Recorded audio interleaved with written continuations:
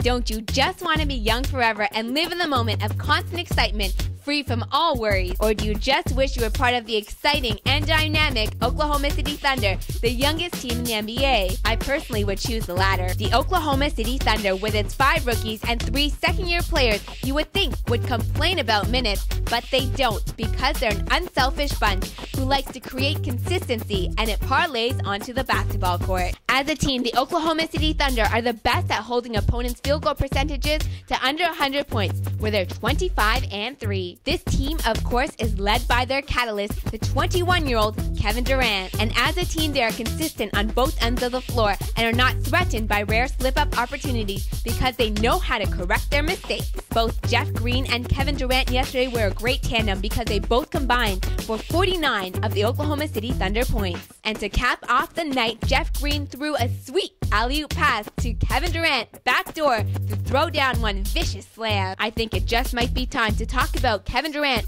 surpassing Kobe Bryant in the MVP talk this year. Because those young fellas are so similar in age, they understand one another and they don't really do much in OKC, but they do have the rare moments to play video games and of course be a little competitive in bowling. I'm sure they have some friendly rivalries in the bowling alley. And my hat must go off to Coach Scott Brooks, who has led his team to a 9-2 record in the month of February. Who said a small market team in the NBA could not succeed, especially when they have beloved fans who stick behind their team through thick and thin? We all know how athletic Kevin Durant, Jeff Green, and Russell Westbrook are, but how about B.J. Mullins? You might be wondering just who this kid really is, but he has some sick hops. The 24th pick in the first round from Ohio State. He might not get minutes on a consistent basis, but he is a gem in the Thunder's books. Another rookie in Jeff Harden, who had an off night against the Minnesota Timberwolves, did find his legs on this night. He did not let the Raptors come between him and finding the basket. The Toronto Raptors are not as young as the OKC Thunder,